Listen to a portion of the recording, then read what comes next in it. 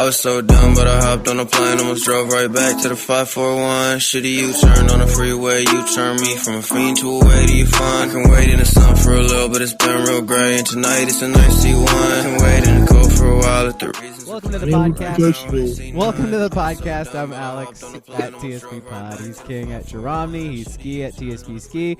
Are you tired of me saying that shit yet? I keep saying all of these handles every week and nobody does anything with them, so maybe I should stop. I did just upload a bunch of stuff to YouTube this week, so search for the Sports Brewery on YouTube and you can watch our streams on there. Yeah, we're on YouTube, bro. Mm-hmm. Oh. All of these streams are being put on YouTube. I edit off like the starting points and all that stuff. It's a whole thing. Yeah. More you know. Yeah. Twitch.tv/abrog87 if you want to watch our streams live on Thursdays. Where should we start? What's our Patreon? Ooh, Patreon. Yeah, I know. That's what we need. That's what What's we our need only to do. What's our OnlyFans? We actually should do a Patreon. That way we can actually make money on this shit. But yeah. Well, were you guys aware that OnlyFans has like a TV channel? No. I was unaware of that. Yeah, where it's not adult entertainment. It's like content creators I was doing. not aware of that. Like the original purpose that they're actually using, what the intended purpose of OnlyFans was. But Mia Malkova is the prominent channel, so I'm debating. I'm questioning a little bit whether it's 100% PG. Right. Yeah. Is this like when they said they were going to not have adult content and everybody was like, "The hell you are," and they went back on it like 2 days later? It wouldn't have had a company anymore if they did that. Yeah, there is no purpose for your service. Thank you. It's like that. What was that other site that got rid of adult entertainment and just disappeared? It wasn't Reddit. HBO? No, it was a website. Cinemax? Oh my gosh. Whatever, it doesn't matter. But yeah, they were like, yeah, we're getting rid of adult entertainment, and the website died like that month, like 2 years ago. If I remembered it, you'd be like, oh yeah, I remember that. I could get baking recipes off there. Your recipes. And porn. Your recipes and porn. Yeah. See, all you got to do is just combine the two, and then you got a winning channel. Porn recipes? Yeah. Reciporn? You know how if you go look at a recipe like online to give you like a whole like Tolstoy novel before it actually gets to like how to actually, God, kill me with that stuff. The absolute worst, dude. Maybe this is like two people just bang, before kind of giving the backstory to the recipe. Done. What I hate about that recipe thing where they give you their story about Nana and Pop is if you just hit jump ahead to like ingredients, they tell you that they don't get a click. It doesn't register as a download, which I don't believe. I think they're lying. Yeah, it sounds like. But I abide by it and still will scroll down to the very end. And sometimes they're like, I don't even want to eat this anymore. I like lobster bisque. I like corn chowder, but fuck you. I don't want to read all of this shit. I wonder if there must be like a bare minimum you have to fill to get a certain amount of ads in that. Yeah. Yeah, just give me the fucking ingredient list and, maybe some temps. How about that? All right, where should we start with sports? Should we talk sports? Sports! Yeah. Sports! I'm having a real hard time concentrating on sports after watching our movie for Sunday. I'm just going to throw that out there. Thank you for reminding me of that. Yeah. You've already watched it? I wanted to get ahead because maybe I needed a second viewing. Sometimes you need a second viewing of things. That's stuff. Sometimes we got stuff we're doing on Fridays and Saturdays, man. You don't have time. It is what it is. Okay. Yeah, so I just haven't watched it yet. Our movie this Sunday, ladies and gentlemen, he says, acting like ladies actually listen to this podcast. Actually, no, that's not true. I know of a couple of them. I do know of one as well. Yeah. It's no one I'm related to, so. Yeah, exactly. Yeah. Our movie this Sunday, it's spooky month, so we're doing scary movies, quote unquote. It is Winnie the Pooh, Blood and Honey. Blood and Honey, which is on Peacock. So if you got on the cock, if you got the cock, you can watch Winnie the Pooh, Blood and Honey, and listen to us talk about it on Sunday. This is one of those ones because I've watched it already as well. This is one of those ones where I almost want to tell the listener to not actually watch it. No, you have to watch it. You have to watch it. Because you need to be a part of potentially maybe one of the worst things I've ever seen in my entire life. You have to watch it. Everyone has to watch it. You guys are making me feel bad. This was my suggestion. You should feel bad. Oh, bother. Yeah, oh, bother is right. You should feel shame. Yes. This made me want to break out American Ninja 2 for next week in my movie after watching this. Not spooky. Is that a scary movie too? It's spooky. It's not spooky. It's spooky. White guys doing, kung fu. That's spooky. Well, it's cultural appropriation, probably, but definitely. That's a given. WCP says, I like blood and honey. I need blood to live, and honey is yummy. All right. That's cool. Booble says Tumblr got rid of adult content. And Tumblr. That's exactly what it was. Tumblr. Thank you, Booble. Thank you. Tumblr. No E, just the R. Yeah, exactly. Appreciate your hard R. Well, I don't remember if it was a hard R. I don't know if I'd be searching if it was. That's uncomfortable. Speaking of honey, they get rid of honey. They get rid of adult content, but keep the hard R. That was an interesting move by Tumblr. Yeah. Sorry, go ahead. Oh, Jessica Alba in a very good movie called Honey. Yeah. Haven't thought about that one in a while. Yeah. Yeah. Have you thought about Jessica Alba in a long while? That's a good point, but yeah. I will say, I've probably mentioned this before, but I knew we were in a very dark place in the pandemic when Jessica Alba put up a TikTok in not scantily clad, but I mean, you could see arms, belly button, and thighs. And everyone was just like, the movie Honey was a lie. Jessica Alba's a liar. She's not a good dancer.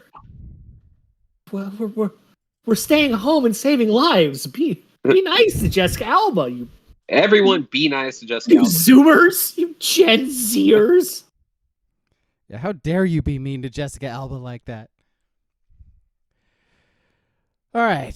Sports. All right. So since we last spoke, listener, the Blazers made another couple moves, right? So it ends up that the fallout is the wrong word. The what they got in return for Damian Lillard ends up being a pretty big fucking haul. So, last week we talked about it right after it happened, and Jrue Holiday was still a Blazer at that point. That lasted, I think, 3 or 4 days, and then they traded him and got a couple more first-round picks out of it. So I just sort of looked through the list of what the Blazers got in return for Damian Lillard, Nurk, and Little. That's it. This is what they get in return. They get 2029, 2 first-round picks. They get Boston's and Milwaukee's first-round picks. They get the Warriors' 2024 first-round pick. They get the pick swap with Milwaukee as well, which is probably going to end up working out for them down the road. They get DeAndre Ayton, Robert Williams III, and Malcolm Brogdon and Toumani Camara. Time Lord. That's pretty good, guys. Ain't that the truth? Because I remember distinctly seeing everybody in the media dumping on Portland after the deal. And now that you look at what they got in return, that's fantastic. That's fantastic. See, I didn't see many people dumping on Portland. I saw a lot of Heat fans. Yeah. Well, Tyler Hero coming out and talking shit about the Blazers when his owner was the one dangling him in front of several teams over a few months is hilarious too. He's like, well, Portland didn't want me, then blah, blah, blah, blah, blah. It's like, okay, well, your own team doesn't want you. That's why they were trying to trade you. You signed a horrible contract for them. So do the Blazers trade Braga now?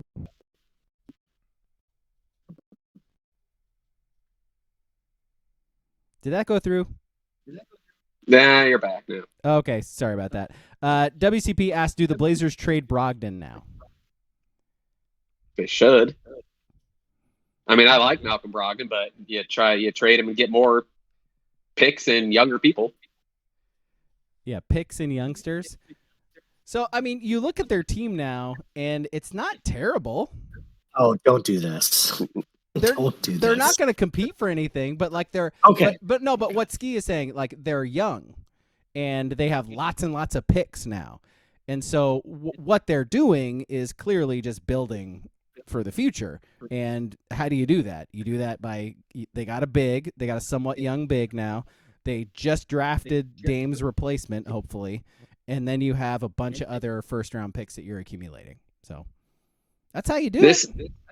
It has to turn out the way, kind of like Boston did it, where you have to hit on your picks. So you got to hope Scoot is, legit. You got to hope maybe Shaden Sharp is legit too. And then in 3 years or so, when you've stacked all these future picks, that's the only time when you make a move you trade those picks and get someone else to make that run. Because otherwise, it's just you need to bring in other talent. You can't just have the evolving carousel of youth coming in, and it's too hard. Those players they don't hit that often to be like superstars. But bringing Ayton and Time Lord are actually, they're good NBA players. When was the last like bigs you saw the Blazers have? Like a year and a half of healthy Odin? Sabonis before that? Like maybe a real young Jermaine O'Neal? No. That's kind of it. Yeah. And Jermaine O'Neal was like 6'9". No, he was like 6'11". He just weighed 40. He just weighed 140 pounds when he was with the Blazers. I just got accused of trusting the process. I don't know how I feel about that. So they finally came out with the Blazers win total now after all these moves are said and done. Take a guess to where DraftKings thinks the Blazers win total is at. I'm going to say 28.5. 34. That's 34. What? You are really what? King is right on the money. 28.5. Nice. No work. way. Wow. It is. Oh, wow. Yeah. Okay. All right. Wins, you always throw that half on. And honestly, I think 30, 31 wins is kind of the cap of what they can achieve next year. Yeah, I mean, the West is good. The Blazers aren't great. But the Blazers, what they won't do is they're not going to be in a position, unless, Jesus Christ, they get We Are Marshall or something. They're not going to be in the position where they just, for the last 2.5 months, they're tanking. They're going to play hard throughout the season. They're just going to lose the games anyway. Yeah, they're just going to lose a lot of them. So, yeah. And get another, don't make the playoffs, get another lottery pick, see what happens. Yeah, like I said, we're the process. The Blazers are 2 to 3 years away from having any sort of, hope, let's say. Yep. That's fine. Whatever. It's what you have to do. Oklahoma City just ate shit for 3 straight years. And now all of a sudden, they're a sneaky team. What's funny about OKC is at the end of the day, provided injuries don't happen, they're going to win the Paul George trade. Because Shai Gilgeous-Alexander is going to... You could probably say he is better than Paul George right now. Yes. But, yeah. Did they get Holmgren's pick in that deal as well? I don't remember that part. I don't think so. I don't remember either. But they got a bunch of young picks that they turned into decent players here. God, maybe they did, because I'm trying to think. It's in 2020, the bubble season. Mm-hmm. They made the play. Yeah, I don't know. They may have. Yeah. Someone look that up for us. Do our job. Yeah, please. So this is what these teams have to do, though, is trade your superstar and, reamass assets. And we know that's how the Blazers, that's the only way they can do it, is through draft picks and trading for guys. So we'll see. Yeah. You got accused of hating Joel Prisbilla, by the way, Ski. The Vanilla Gorilla was a hate very mediocre basketball player. Next you say someone's going to be up like Joel Freeland next. Freeland. That's a good pull. Yeah. It wasn't too hard to stick with white big guy for Blazers. What about Rolo? Do you hate Rolo? Come on, man. He's a fine backup center in the NBA. Yeah, good candy. He liked. I think he liked anime and video games or something, which made him relatable for Portland. No, he's so quirky. He's so Portland. Exactly. He likes Xbox and PS3. How zany! A basketball player who plays video games. Can you He likes believe it? Call of Duty. Amazing. Again, sometimes Blazer fans, you just back off a little bit. He likes Disney movies. Okay. Wacky. Wait Wacky. Wait a minute. Counterculture. Keep Portland weird. He watched the Marvel movies? Can you imagine? Yeah, that's kind of how that couple years with him went. Portland. Yep. Pretty classic. Fucking Portland. Pretty classic. All right, so anything else to talk about with this? I mean, I guess we're just moving into the season from here now. Right? That's it. No more. No more Blazer talk. I did when I was checking out the Blazers win total. I looked at Rookie of the Year. They got Scoot as the second favorite to win Rookie of the Year. Who's won? Wembayama. Is it? Okay, that's a sucker. Right. Even money. I would bet Scoot. He's like plus 250 because Wembayama's going to get hurt at some point, and Scoot's going to put up pretty good numbers this year. Still. Yeah, Wembanyama is a sucker bet for Rookie of the Year. They're not going to play him. I mean, no. Like once he gets we're talking February after the Super Bowl, he's going to have a sprained ankle. That's a 2-day thing, and they're just going to sit him for 3 weeks. Yeah, because they're not going to be contending for anything, so there's no reason to. They're terrible too. Yeah. No shit. So they got the number 1 pick. I know. Hot, good, sizzling sports. A fajita sports take right there. The San Antonio Spurs are not good at basketball. Sizzle. Here's one. Booble says Wembanyama is a bust. Calling it now, he says. I mean, injuries can make you a bust. If he's healthy, I don't think shoot threes. Yeah.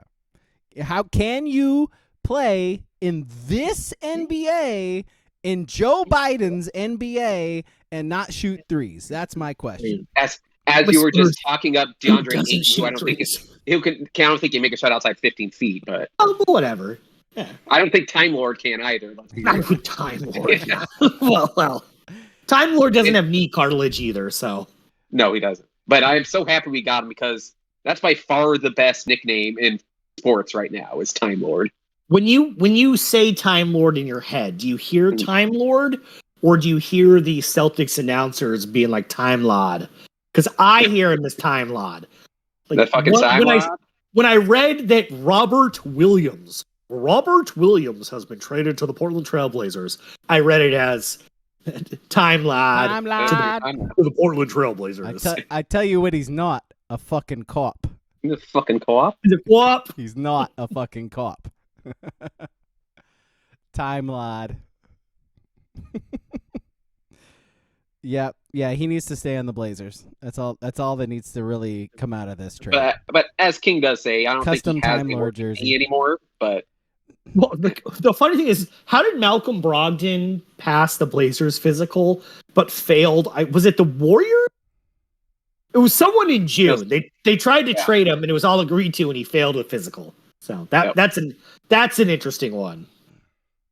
Yeah, they might keep Brogdon until it gets like near the trade deadline and someone's desperate. Probably.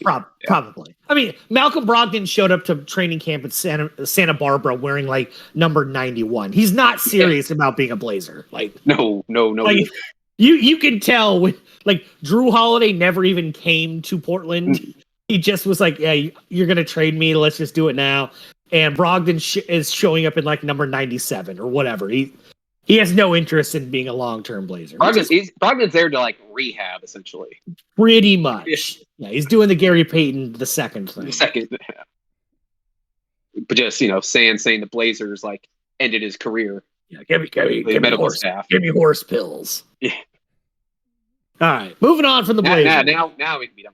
All right, before we talk Oregon Stanford, should we talk about the Big Ten schedules that just got let's today? Do it. Oh my god. Oh my god. It's a fucking schedule, but my god, when I saw these, I got so excited.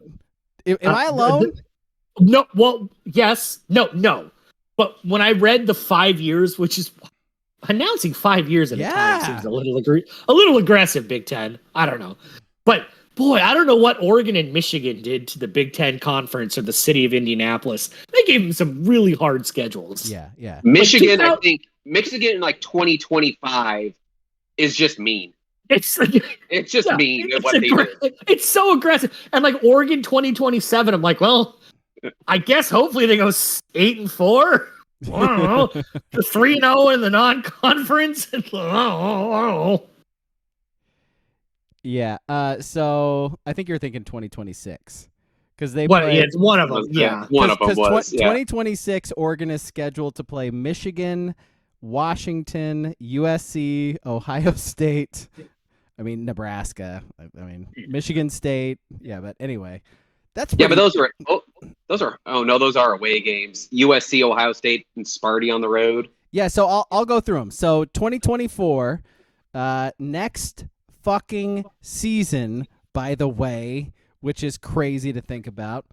They got home games against Illinois, Maryland, Michigan State, Ohio State, and Washington. So they gave because those cowards come back. Ohio State owed Oregon a home game, and so they started the coronavirus in 2020. They sure did. That whole fucking game. Yeah, losers. I mean, we paid them back in 2021 in the shoe. We stuck our shoe right up their ass. CJ Verdell with some payback, boys. Maliki Matavau. But cool that they gave Oregon the home game against Ohio State right away. Like, I was shocked they made Ohio State come out in year one. Fucking amazing. Fucking floored. Fucking amazing. And then, by the way, away games at Michigan, Purdue, UCLA, and Wisconsin. Like, Wisconsin, they're not great, but that's going to be a fun road game. That's going to be a fun road game. About No, I'm not worried about them. I'm just saying going to Madison is going to be fun.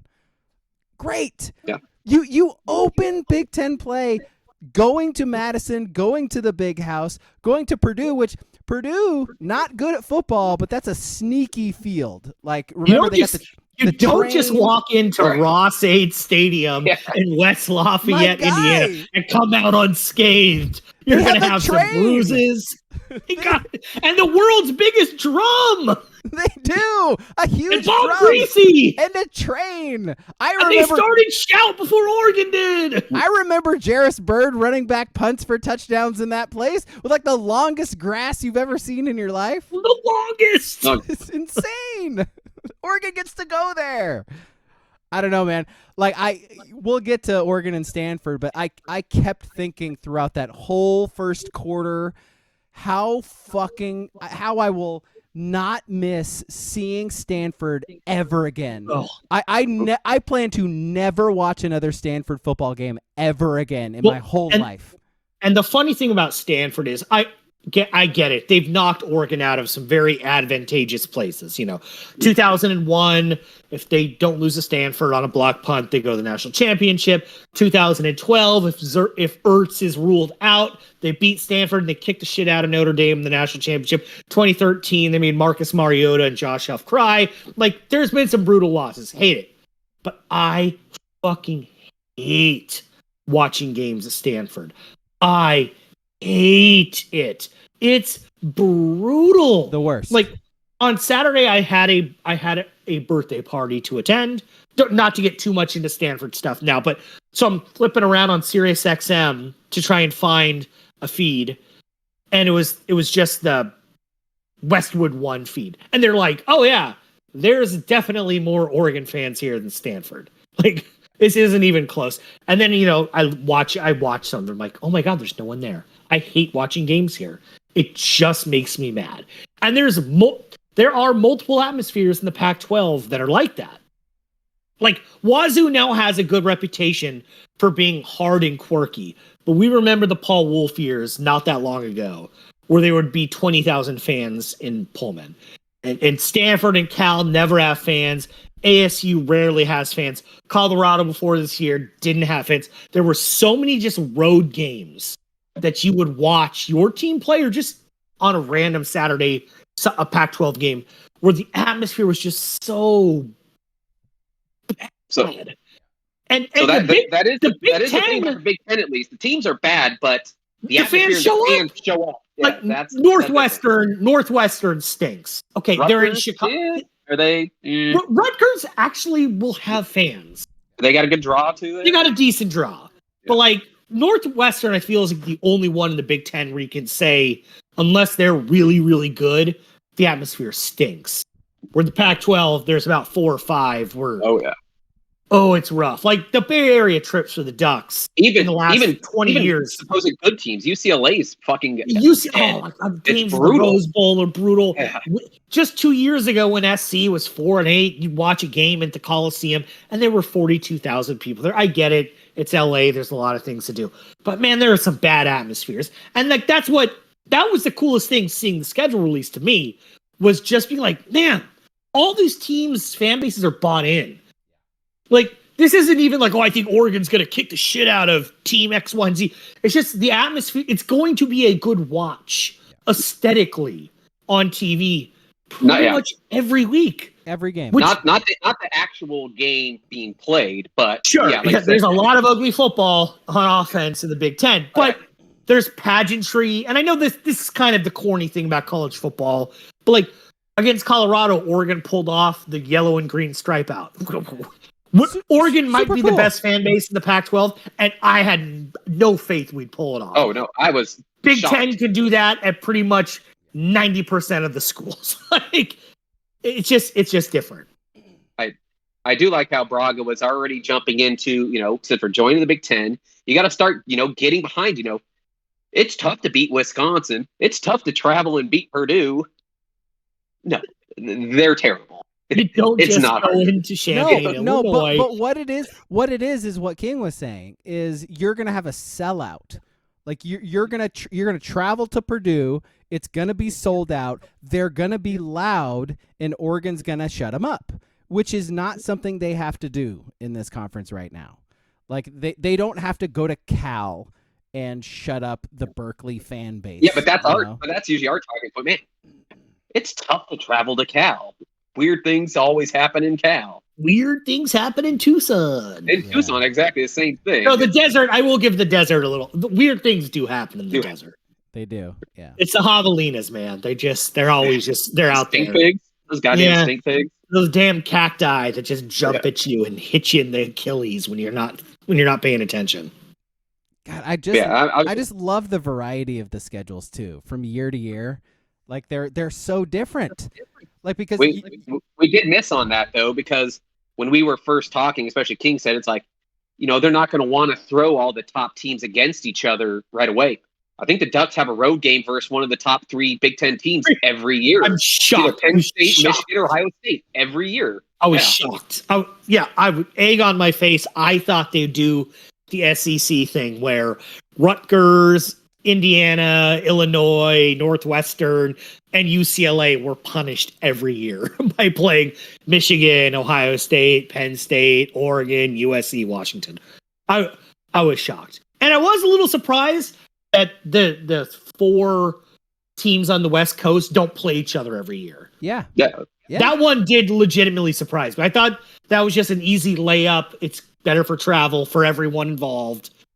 There's 3 games. They all play each other every year. But all you got in 24 is Washington and UCLA. And then 25, they have USC and Washington. Which, by the way, Oregon does play Washington every year. That's like the one steady thing every season is their rival. By the way, we've always known Washington is their main rival, anyways. But their rival moving forward is Washington. That's it's the true rivalry now. It's a true rivalry. That's it. Are you a little, I don't know, sad's not the right word because we knew it was coming. Yeah. But now that they're officially not playing Oregon State next year, and probably not for a while. Yeah. Are you going to miss that game at all? I wonder if it's something we'll miss down the road. Like maybe not for a couple years, but then we'll be like, man, I do kind of miss your coworker being a Beaver fan and being able to talk shit to each other for a couple of days leading up to it or something. Yeah. Yeah. The locality of the conference and that thing is going to be weird where there's not a lot of connective tissue with talking shit to people that you come across on a daily level. So am I going to miss Oregon losing to Oregon State, even though they really shouldn't? No, not going to miss that.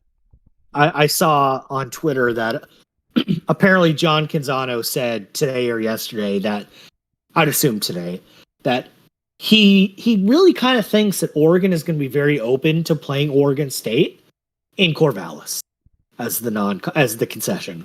Nah, it ain't happening. I was like, what? Why? Why?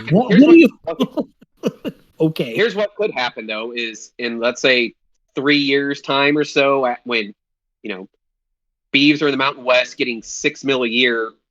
The program's gone down. They probably lose Jonathan Smith. They're going to need a paycheck, and they're going to want to probably maybe come to Autzen. They might turn into the Portland State now, to where, all right, come here, we'll give you $1 million. Your team, I just see that program just nosediving. Like I said, if you believe John Canzano, Oregon State and Washington State are going to stumble across like $500 million in a war chest in the Pac-2. I know that's a dumb tangent to go, but he keeps beating that drum, and I'm like, my guy, it's dead. It's over. Leave that one. I know you got to. I know his position he has to take up for Oregon State to a certain level, but Oregon's not conceding out of the goodness of their heart to play the Beavs in Corvallis every year. Like, let's not be dumb. No. Well, the thing for him too is they are the team he covers. Like, he has better inside there, which is completely fine. Oregon's not media friendly. We don't need to turn that one on as John Canzano's an idiot. Oregon isn't friendly. They don't particularly need him, and Oregon State opens it with open arms. Like, that's totally fine. I'm not actually upset with that. Oregon doesn't need him, and they make it very apparent. Oregon doesn't need anybody. And they've made that apparent too. Yeah. They are one of those programs where they can be assholes. Or just standoffish. Like, not even overt assholes. They can just be like, no. We're not sending a player in every Thursday for the Cafe Yum interview of the week. Nope. Our coach isn't going to do a sit down in front of the fans. No, or they control all of it. That's the thing that Oregon does. They control all of it. They got Rob Mosley. They got their radio show that Jerry Allen hosts every whatever, where they interview a couple of kids, and that's it. They don't need to do anything else. Why? Granted, do I find most of that stuff interesting? No, of course not. It's just team propaganda, which is whatever. So I don't particularly indulge in it or consume it, but that's what they do, and that's what about 15 to 20 other schools in the country do exclusively. It is what it is. Remember like 10 years ago when we actually interviewed people on this podcast?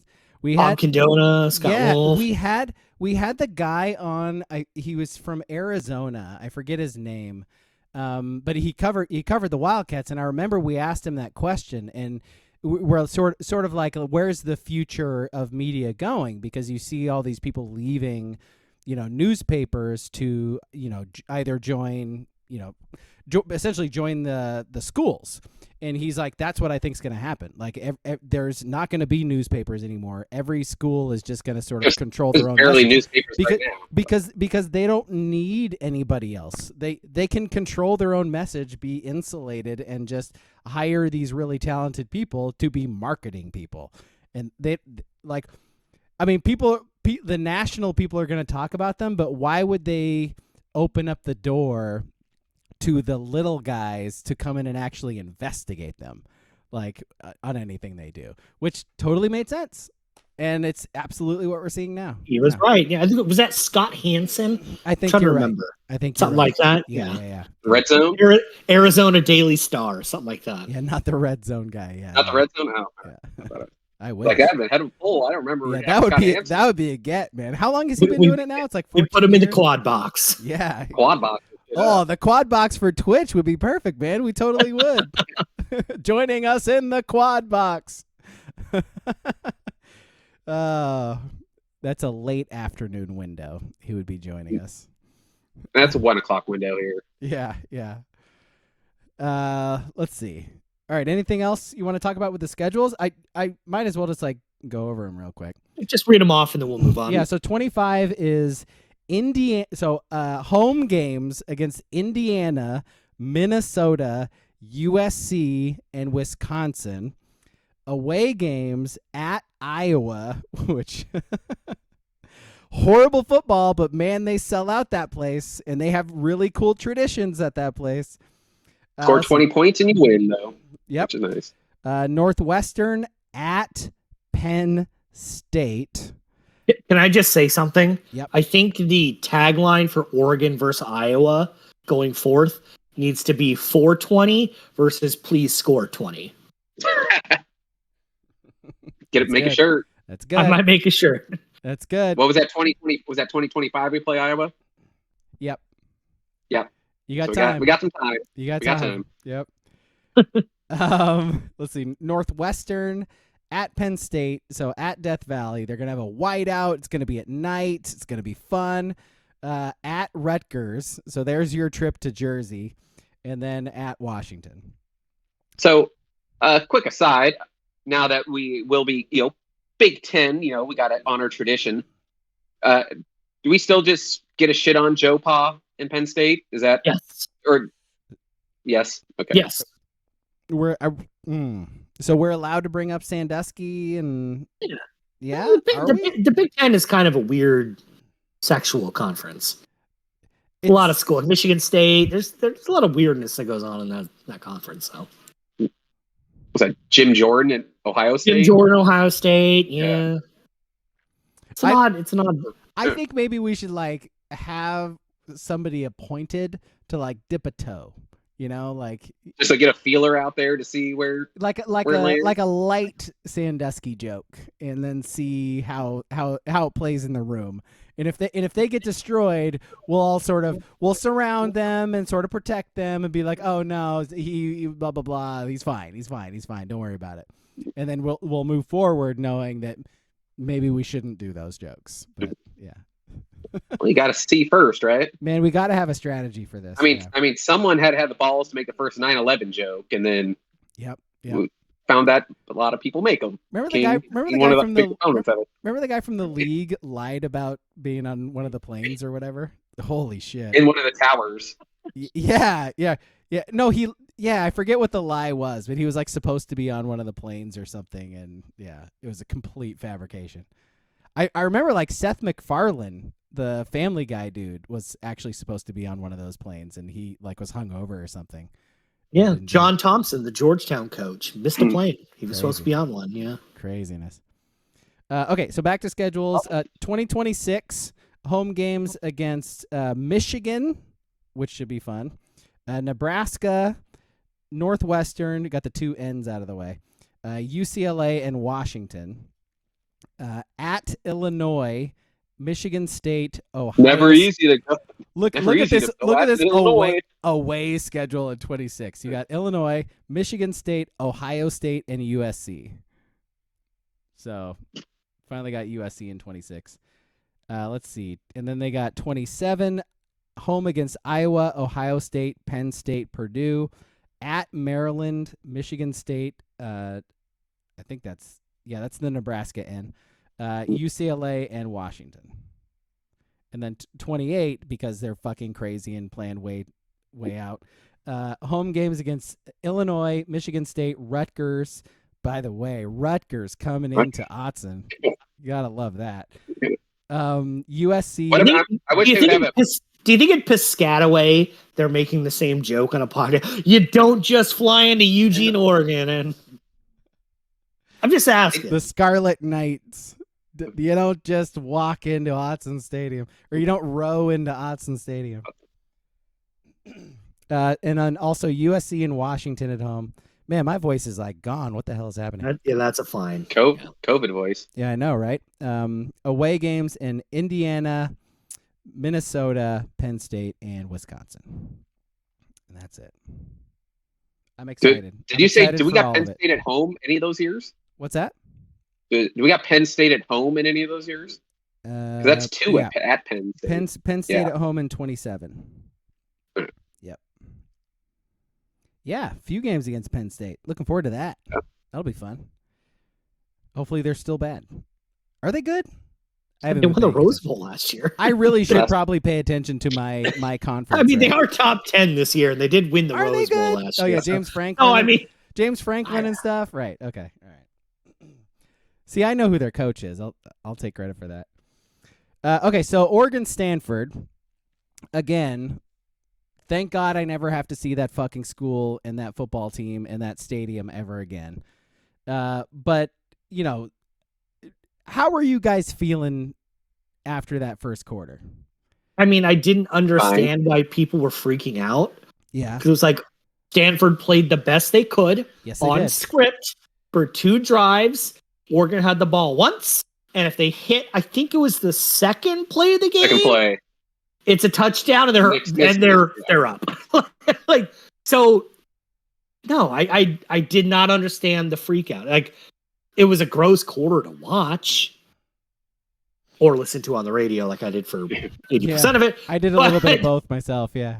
Yeah, but I had zero concern, and once they went up 14-6 on that Bucky run, I was like, well, I'm at an arcade now, so I'll just start playing this Mario Kart sit-down game. Ooh, round 1? No, the level up, the one downtown. Oh, level up, nice, yeah. Went to round 1 for the first time like a month or 2 ago. Still never been. Yeah, it's good. How is it? Bring your kids there. It's good. The vending machines where you like the claws where you get the stuffed animals or whatever, very easy there. So you can get a big one. Yeah. Probably have to drop about a C note on it. You get one of the cards, and then you take like the Dave and card Buster's, isn't it? Yeah, it's basically like Dave and Buster's. Yeah. Yeah, it's okay. I forgot what we were talking about. Oh, just the Oregon Stanford game. I mean, it was right. The Stanford is so fart noise right now that I don't even know what to say about it. Like, Oregon just methodically beat their ass in the second half. It was never in doubt. Again, stop logging on to Twitter in the first quarter. There were people asking if Lanning should be let go if they lose this game. And I'm like, the other team is allowed to try too. The other team has a coach making millions of dollars. Like, it's okay. It's allowable for a head coach to draw up like 2 perfect possessions on script that netted them two field goals. 2 field goals, yeah. It was, and I know saying that people are overreact on Twitter is a stupid thing to do, but holy shit, guys! Like, there are some games like in 10 days or whatever when they play Washington, I could see you getting emotional in that first quarter, even though there was no reason for Oregon fans to be so irritated on Saturday. If that was 2 touchdowns and they're down 14-0, it'd be like, sure, all right, it's going to take a little work now. But 2 field goals, that's 1 effortless drive, and you have the lead. It's a fluke play, and you're up by 1.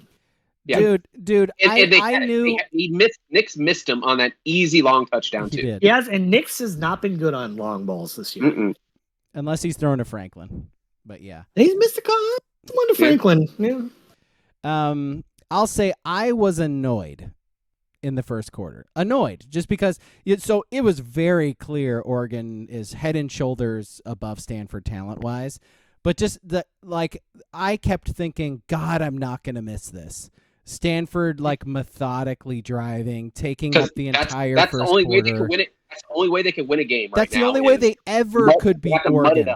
No, they just have to mud it up. We've talked about that year after year. That's the only way they can beat Oregon. But in previous years, they actually had good players. And this year, they don't have good players. And so Oregon was eventually going to beat them. It was just a matter of how much they felt like beating them by. And the fact that they, put up 42 points in 3 quarters, basically, shows you how much better they are than Stanford. And by the way, again, the defense, 222 total yards and just those 2 field goals. Again, Stanford's not talented at all, but again, the defense is getting sacks and making plays. Man, it's It's good to see. I mean, they're about to play the best offense they're going to play all season, but you know. Can I read off some defensive stats? Yeah, go ahead. I got all the offensive ones for when we need them.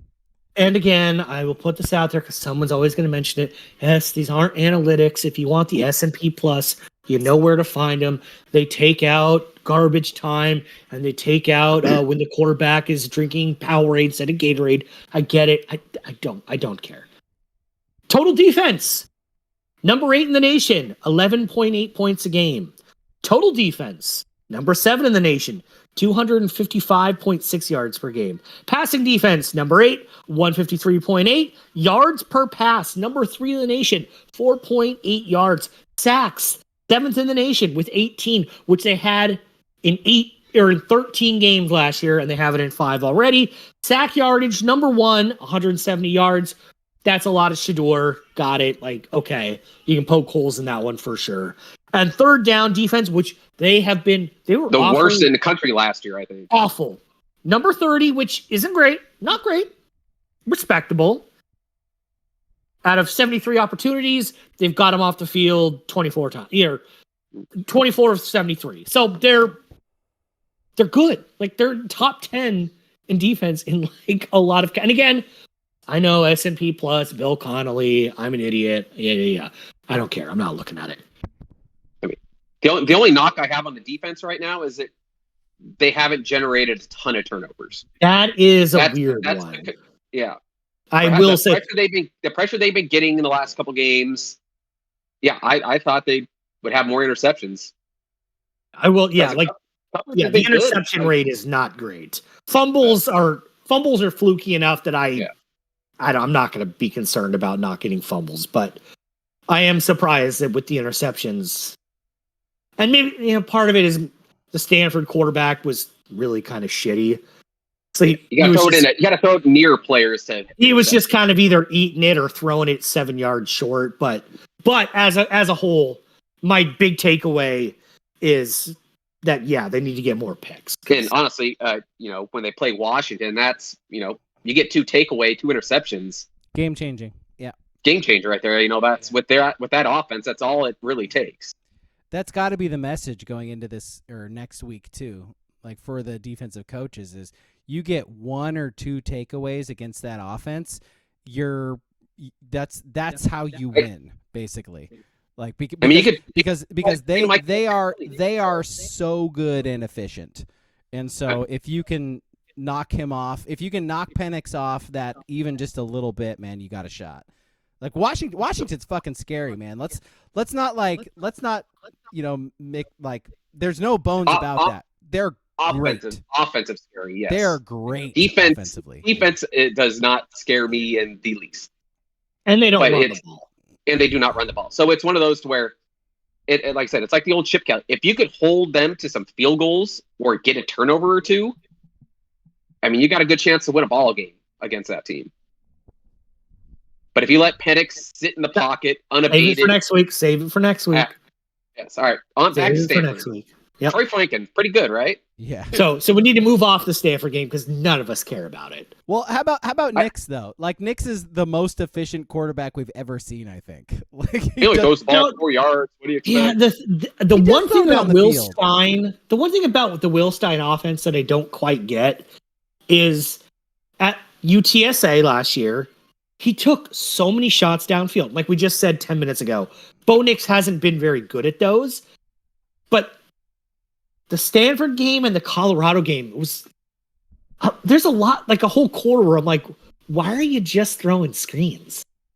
Like Oregon is number 1 or number 132 in the nation, however you look at that, at throwing the ball at the line of scrimmage or behind it. Yeah. Like they take some shots, Bo doesn't hit them, but they throw in the flats and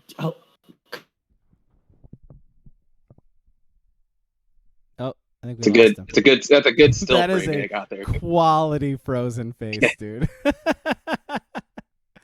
I don't know if he's coming back from this one. He'll fight it, but I'll continue on. Yeah. That is my kind of worry is that he does call a lot of plays, like 3rd and 5s, that are, the ball is getting thrown short or behind the line of scrimmage. And I do not love that. That's one of my bigger pet peeves, is at least get the ball to the first down marker. Yeah.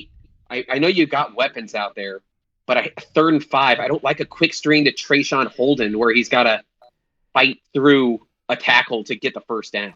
See, I do. I like Trayshawn Holden on those plays because he's big and physical.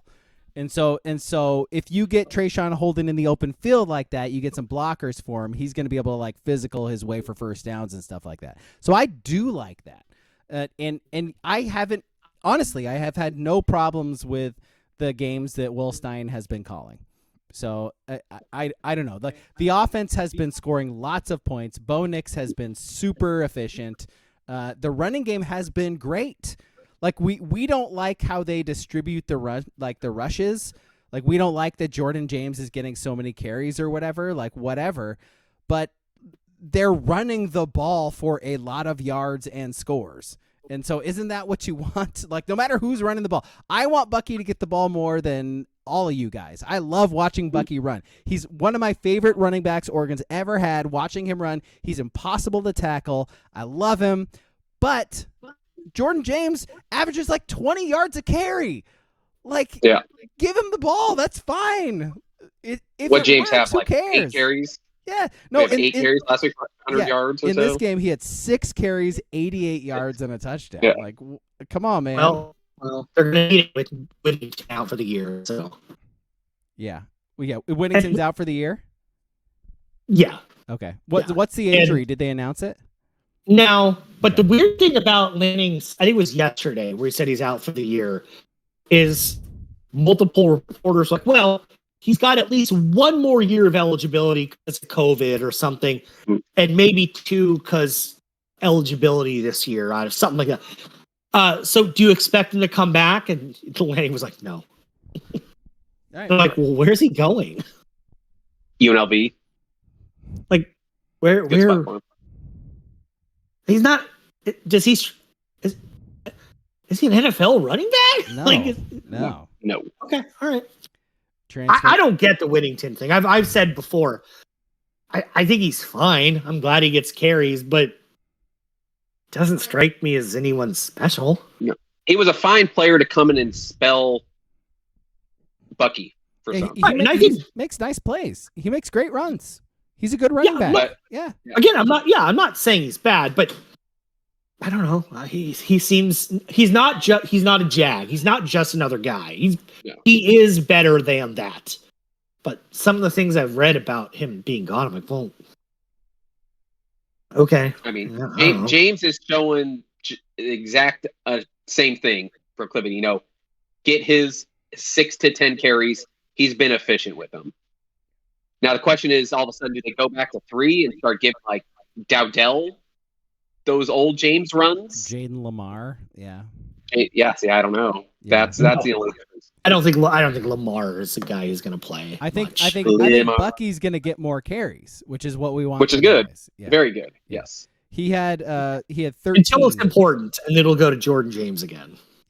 4th and 1 with the season on the line, or whoever the new third string. It'll go to true freshman Dante Dowdell. Dowdell. Yeah, because he's the big guy. He's the big one, right? Yeah, he's coming in fresh. I don't know. So Booble brings up a good point though. Like, can the O-line fucking block for Bucky? Is what he says. So it seems like they don't want to, and it seems like they really want to block for James because James has humongous holes to run through. Which again. He's getting a lot of yards. He's averaging a ton of yards per carry. That's what you want. That's fantastic. Keep feeding him if he's still doing that. If the line only wants to block for him, keep giving him the ball. That's fine. Whatever. But why not? Why do they suck blocking for Bucky? It's weird. I think it's Stein's. He's just giving him, the standard run calls.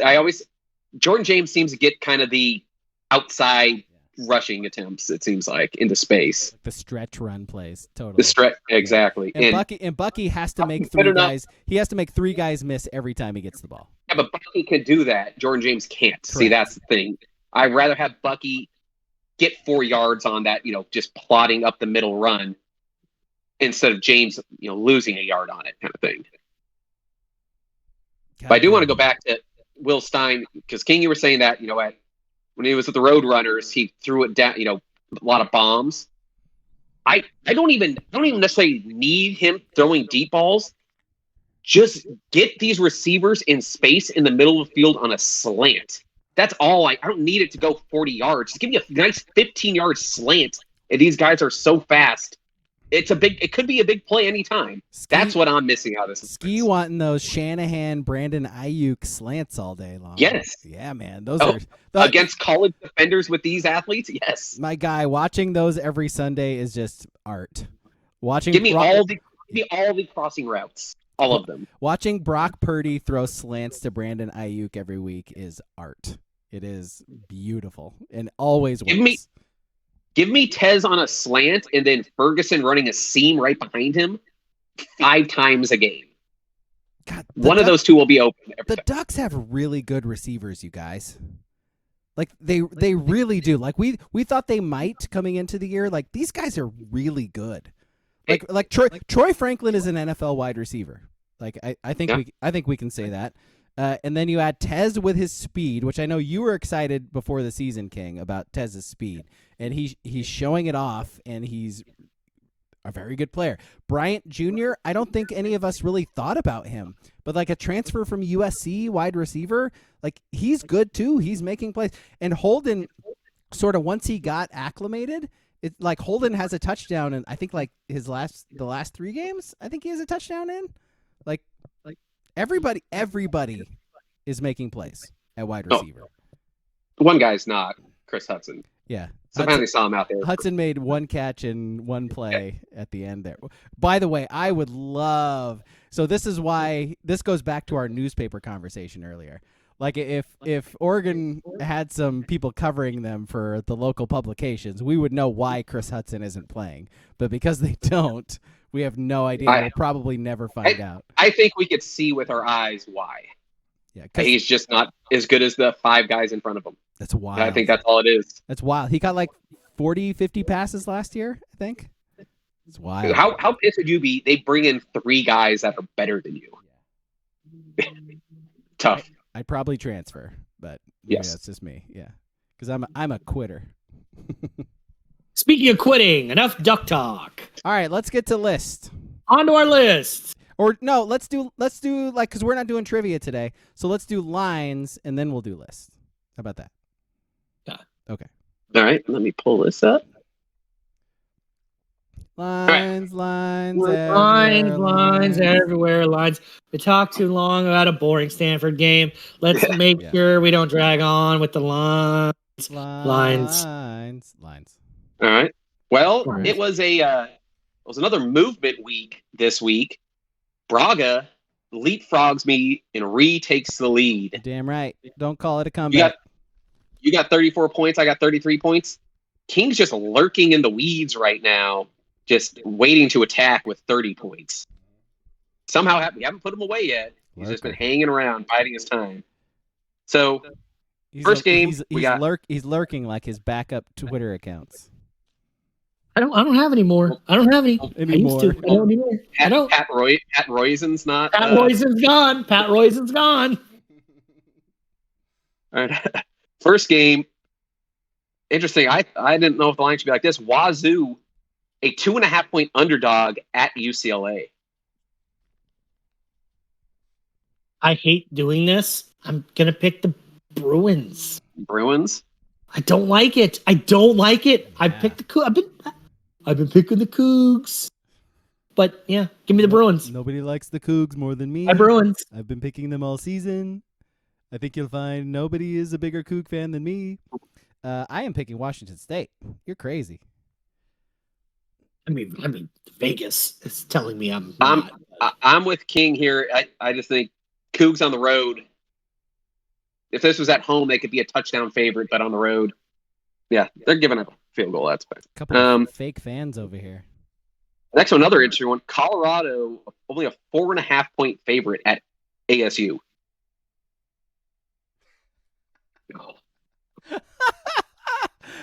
How the mighty have fallen. 4.5 against Arizona State. I'm gonna pick CU because ASU fucked me at Cal last week. So fuck you, Kenny Dillingham. Give me Dion. Give me Dion in the Buffs. And I'm fine with my anti-Arizona pick. I actually think Dion and Buff. Arizona State just can't score with them, and I don't think their defense is good enough to, pressure Shador so much. So yeah, give me Colorado. That's correct. I agree. Colorado. USC. Your second half defense last week. Woof. Goodness gracious. They were trying to lose the game. Or they were just trying to make Caleb Williams look better. It's like, all right, you have to throw 6 touchdowns now. I think at a certain point we might need to stop giving Lincoln Riley quarterbacks Heismans. It's like, is he trying to game the system? Is he by always throwing and giving up 50 points? So you can't be mad that he's throwing. It's like Kirk Cousins in the NFL, like lead the league in passing because they're losing every game and he's got Justin Jefferson, so he throws it 50 times. Speaking of Kirk Cousins, next week I swear I will do a fantasy football update. Oh, please don't. Yeah, fantasy football team. Hey, you know what Vince Lombardi said about Week 5 in fantasy football? What do you say? You can't. Jesus, it's been so long. I don't even remember. You can't win it in Week 5, but you sure can lose it. That's what Vince Lombardi always said about fantasy football. Just as long as you don't try to play the music again, I think we'll be okay. Discord doesn't allow fun stuff like music, so God, costs like $50 to play a fucking song on this goddamn app. Yeah, then we'll get kicked off of Twitch if we play a trademark song too. Brutal. So. Just the worst. Yeah. All right. Next game, another interesting line. Beavs only a 9.5 point favorite at Cal. Is this the sneaky Cal road game and the Beavs aren't great on the road? Does Cal sneak this? Oregon State. Give me Cal. They cover. Yeah, I'm gonna say Cal. I'm gonna say Cal covers too. DJ stinks. All right. Next on Arizona at USC. Also, but just real quick, did you guys see the news about Cam Rising today? I didn't read it. I saw something. He had an interview or something. Yeah. So he's been game time decision since week 1 because he had an ACL tear, which on its own, 9 months later, is a little suspicious. He tore his ACL, his meniscus, his MCL, and something I never heard of before called like an MPV.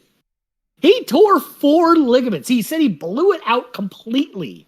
He ain't playing this year. Why is Utah being so weird about this? He's not playing. Yeah, that's him. I was reading quotes in the last couple weeks. Well, you need to talk to his doctor. Why are you being about this, man? He tore 4 ligaments on January 1st. Fuck you, Kyle. Yeah. All right, moving on. This is South Park. Fuck you, Kyle. Yeah, so SC 21.5 point favorites at home against Zona. SC. Zona's offense has really regressed this year. Yeah, give me SC also. Well, Delora got hurt, right? Yeah, he did. He didn't play last Saturday. Yeah. I'm a star pick in Colorado, by the way. Okay. I'm a star pick SC. I am picking SC. I have not decided on my star pick yet. All right, well, that's all the Pac-12 games. So I got 4. Wazoo's my star pick. Wazoo. Big fucking Coug honk over here. My Cougs, yeah. Paul Wolf fan here. You guys are fake fans. All right. So we got next game. We got the Oklahoma and Texas. Texas 5.5 point favorites in. Hook 'em. Yeah, give me Texas. I think Oklahoma beats them. Texas chokes in these games always. All right, another undefeated matchup here. Kentucky at Georgia. Georgia 14.5 points. Georgia. Yeah. Georgia hasn't looked great this year. Give me the Cats to cover. Give me the Cats to win. Upset alert. Kentucky. Oh my God, this man is insane.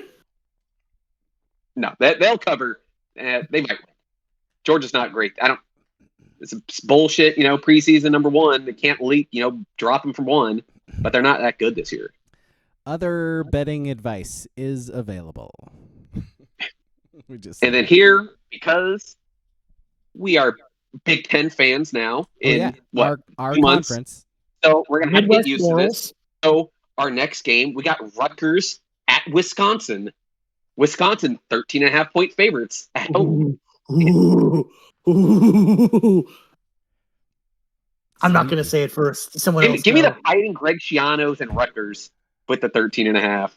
I will take Wisconsin. Thank you very much. Give me Butker you just to cover. You just said earlier in the podcast, Wisconsin, such a hard place to play. They're so good. You can't beat them at home. I'm picking Give Wisconsin. me Schiano. And then maybe the greatest game on the schedule this week, we got Purdue traveling to Iowa. Iowa's only a 2.5-point favorite at home. Why is this game? Why are we picking this? You're going to have to get used to these teams, Braga. You're right. Take a guess what the total is for this game. 31. It's 38.5. They think they're going to score an extra touchdown there. But really? Isn't Iowa's quarterback out? Yeah, and even if he wasn't, he's bad. Was it McNamara? He made the play. Yeah, he made the playoff. I got the Boilermakers, baby. Give me Purdue. I can't pick Purdue to win on the road. I'll go Iowa. No, I hate it though. Purdue is what that is. Give me Iowa. Nice. Yep, and we're done. Those are lines. All right, let's do our list. What was our list? We got our Top list. 3 Bears. We got our list from our Discord, by the way. Join the Discord, Sports Brewery in the Discord. Our wonderful listeners gave us this list this week because Mike Ditka passed away today. I believe was the news. I thought it was Butkus. Dick Butkus passed away today. It's like, really? He died too? Yep. Sorry. Sorry? I think. I'm not sure which one of us is right. Eric Kramer died? I know Cocaine Bear's dead. So I know that. So top 3 Bears. I'm pretty sure we've done this list before, but fuck it, we're doing it again. So I think the first one was real Bears. So I selected 0 actual Bears. Same here. Yeah. Don't give up the list. Don't. Yeah. No spoilers. All right, you start then, bro. If you're so confident. All right, hey, my number 3 Bear is Banana T Bear, which is the mascot for the University of Maine. University of Maine. Yeah. Banana T Bear. That's crazy. Yep. Yeah. Okay. Let's see. My number 3 is gonna be Smokey the Bear because forest fires are bad. Smokey the Bear. Mm-hmm. I see fuck Smokey saying only we can prevent forest fires. Mm-hmm. Why don't you get his ass out there and help prevent some forest fires? Isn't that your job? Isn't that your job, Sam Elliott Bear? Yeah. Aren't you supposed to be preventing the fires? Crazy. All right, what about you? My number 3 Bear, Chris Felica. I don't know who that is. Oh my God! Do you indulge in pop culture? Like, no. Do you know who Chris Felica? I don't know who that is. Okay, I'm not even going to explain it. Tell me who it is. Is he like you watch college football and you don't know who Chris Felica is? That's correct. Yep. He's the Bear. I also barely watch college football, to be fair. Is he the Bear? Is he the Bear or just Bear? He's the Bear. Is it the Bear? Yeah. Okay. Let's see. Booble says his number 3 is Trampoline Bear. WCP says DJ Moore because he scored 51 points for him tonight. And Hucklebenny says Baloo the Bear. That's their number 3s. I feel like he was. Is Baloo problem? Yeah, I was gonna say, was Baloo problematic? Yeah. Sorry, Huckle. I'm not feeling that one. The Bear problematic. Man. Yeah, problematic. No, I don't trust him. He forgets about his worries and his strife and his problematic views. Very privileged take right there, Baloo. Yeah. You say that to a brown-skinned kid with no parents living in the jungle. No worries. I ran my. It's like, For the motherfucker, I rest need of to your eat. days. Yeah, it's his problem-free philosophy, man. Oh wait, I think no, that's a I think different that's- movie. Yeah, That's I think that different was movie. a pig, you know. For Yeah, God's sake. That's a different movie. All right. Taking a meerkat. Yeah. Yeah. All right. What's your 3 Right, or 2? my number 2 bear is Snuggle the bear, because he makes things super soft. Oh. Yeah. Can't go wrong with that. My number 2 are the gummy bears because they're bouncing here and there and everywhere. Love me some gummy bears. Also, they're great to eat. There you go. My number 2 bear, Coach Mike Katowinski from Deerfield High. Anybody get the reference? Wah, wah, wah, No. wah. No. Again. Oh. Yeah. Oh man. You're going some real deep cuts You on. You guys don't remember Hang Time? This is like the first time. Hang Time? This is Hang the, Time. this is the first You guys time. didn't watch TV when you were in high school. That one is embarrassing. Come on, guys. I think this is the first time King has worked harder than us on a list. Like, Did not work hard at all. Because it was played by Dick Butkus. What? Wait, do you guys have electricity? No idea I'm what you're talking about. confused. You've never watched Hang Time? Did not. Crazy. Doesn't ring a bell. Yeah. It's insane. I don't know what you guys were doing on Saturday It mornings. played Hang Time. Yeah, NBA hang time? Is that what you mean? Yeah, that's what I played. Insane. Let's see. Okay, give me your number 1, Yogi. Okay, Yeah. give me your number 2. Boobles. So Boobles number 2 was Bear in the Big Blue House. I don't know what that is. You don't know what any of these things I are. Smokey the Bear is WCPs. I know that one. And then Hucklebenny says Yogi is his number 2. Oh my So god. Hucklebenny's got Baloo and Yogi. This segment stinks. It fucking sucks. Just give us your one. I'm gonna tell you, my number 1 is the Hams bear. Hey, that's a good one. Fucking, There's you know what hams is, Alex? From the land of the sky blue waters. Yes, Yeah. I am aware That's of actually a very problematic bear now that I think It is. about it. It could be, but I don't know what beer. I had a friend that loves hams. Hams is disgusting. That's crazy. Never had a hams. Yeah, never me had a neither. hams. I've never had one I don't either. Yep. Not Why? good. Why would you? Yeah, and I'm not going to start now because we're grown-ups. And yeah, we have a choice. My number 1 is Fozzie Bear. Yeah, Fozzie Bear. What are you gonna give it, King? Never heard of them. Who's that? Yeah. All right, what's your 1? Dancingbear.com. He knows it. He knows it.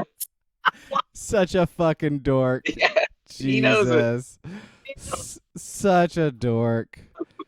Number 1 from Booble in the chat, Winnie the Pooh and all of his bloody honey. WCP says Ted. And Hucklebenny says Bear 747, a.k.a. Bear Force 1, Fat Bear Week Champion 2020 and 2022. Oh, Fat Bear Week. Fat Bear. Fat Bear Week is a good week. Okay. I think this is Fat Bear Week, actually. It should be, yeah. I think it is. I think it is officially. This is Fat Bear Week. They're getting ready to go hibernate. They got a pat Yeah, on the I'm pretty pounds. sure. Yeah, Okay. that's good. That's a good. You know what, Uncle Benny? After I booed you, He made up for it. yeah, Fat Bear Week. Bear 747, a.k.a. Bear Force 1. Love it. Named 19 different bear things. The only one Braga knew was porn. And I'm fucking making fun of you for you. Instantly, Idiot. instantly. I said dancing, and he was like, "Oh shit." You're an idiot. All right, let's end this podcast for God's sake. Sunday is the movie podcast. It is Winnie the Pooh, Blood and Honey. It is on Peacock. Go watch it. Listen to us talk about it. Oh boy, you're in for it. Just know that you're in for it. All right. Thank you for listening. Thank you for watching. Goodbye.